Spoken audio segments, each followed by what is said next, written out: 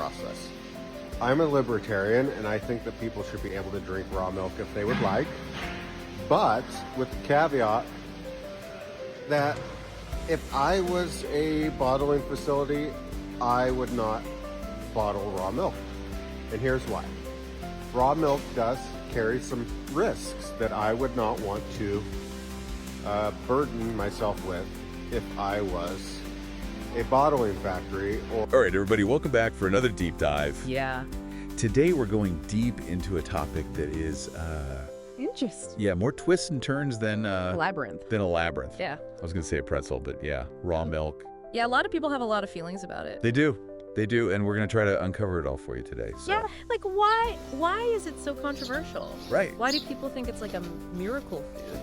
Yeah. And other people are like, no, stay away. Right. It's almost like a tribal thing. It is, and you bring up a great point there because there are definitely signs to this, and we're going to get into all that. But first, I just want to mention for everybody listening, we're working with some pretty interesting sources today. We got news articles, we got excerpts, and we even have some strong opinions from figures like Robert F. Kennedy Jr. Yeah, I mean, he's a figure that's hard to ignore, right? Well, he makes a splash, let's put it that way. He does, yeah. And I mean, he's been pretty vocal about this raw milk thing. Yeah. Like, saying that he's been drinking it exclusively for a whole year. Right. I mean, that's a bold statement. And that's a long time, too. A whole year. It's a long time. I mean, if you think about how much milk you drink in a year, that's a lot of raw milk.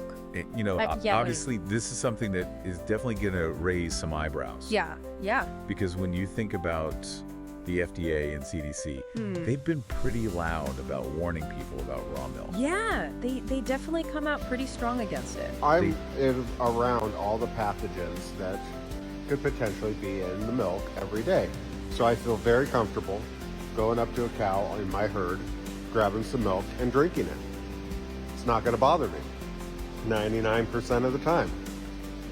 But even with me, there's the risk that I might, get a little bit of tummy trouble. It's highly unlikely, though.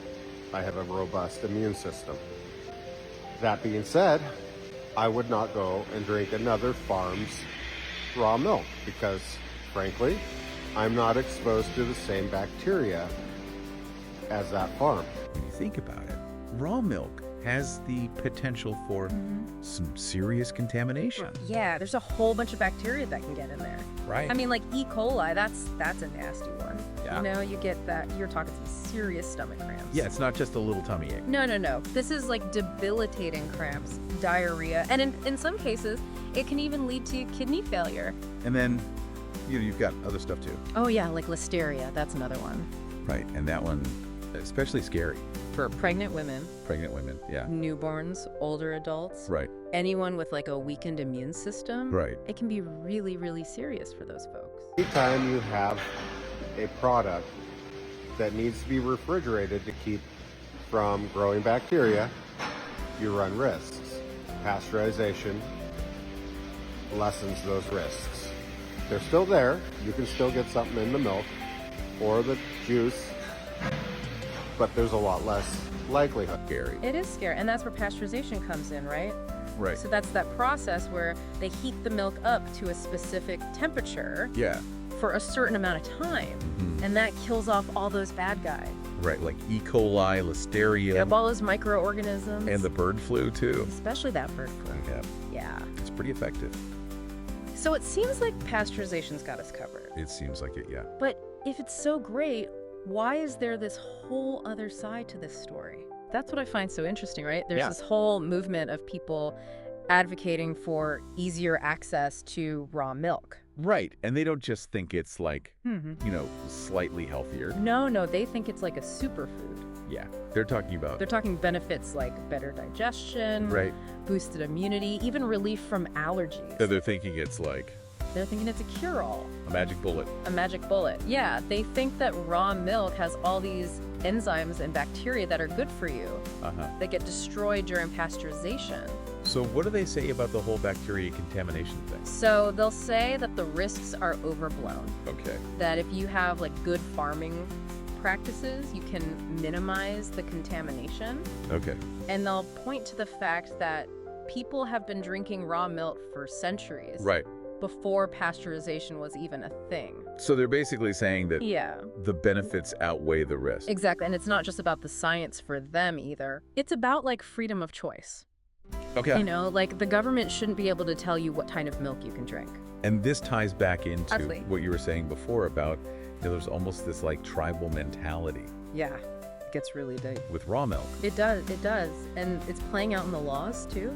Oh yeah. Like the laws regarding raw milk sales, they vary so much from state to state. Yeah, it's crazy. It is. It's a real patchwork. Some states allow you to buy it in stores. Right. Other states you can only get it on the farm where it's produced. Right. In some states, it's completely illegal. Wow. Yeah, it's a mess. And it really shows you how much tension there is between public health and individual rights. Yeah, and as we wrap up our deep dive today, where does all of this leave us? Where does this leave the listener? You know, we've explored both sides. Yeah. You know, we've talked about the potential benefits. I've talked about the risks. The risks. Yeah. And this whole complex legal landscape surrounding it all. Yeah, I mean, it's a lot to take in. It is. And ultimately, the decision of whether or not to drink raw milk is up to each individual. Right. But hopefully after this deep dive, you're a little more informed. Yeah. You can weigh the evidence, think about what you believe in, and make the choice that's right for you. And don't be afraid to ask questions. Never be afraid to ask questions. Yeah. Do your research. Do your research. Be critical. Be critical of what you find online. Yeah. And this whole raw milk debate is Yeah. not going away. No. So you're going to keep hearing about it. You're going to keep hearing about it. And it really all just speaks to this larger conversation we're having as a society about our relationship with food. Yeah. Trust and authority and personal freedom versus public well-being. It's a big one. It is a big one. So, with all that being said, we would love to hear your thoughts. Yeah. What do you guys think about this whole raw milk debate? Let us know. Let us know in the comments. Hit us up. And we'll see you next time on The Deep Dive. See ya. Bye. Bye. A lot of people also get pasteurization confused with homogenization, which is the process of breaking up the fat particles in milk so that the fat or the cream doesn't raise to the top. I prefer to drink non-homogenized milk because I'm getting the full cream experience. A lot of people don't understand the difference there. So if I was you and I was looking for a little, in my opinion, better dairy product that still is safe, I would find a local dairy.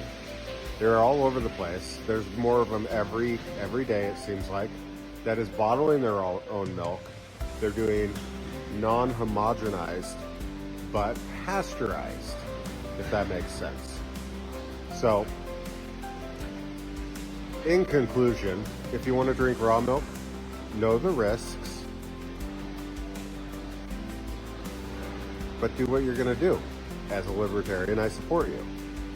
In my opinion, you're going to get the same benefits from non-homogenized milk that is pasteurized. Because I don't believe this BS where if you pasteurize milk, you're destroying all the good stuff in there. That's not real. So anyway, cheers.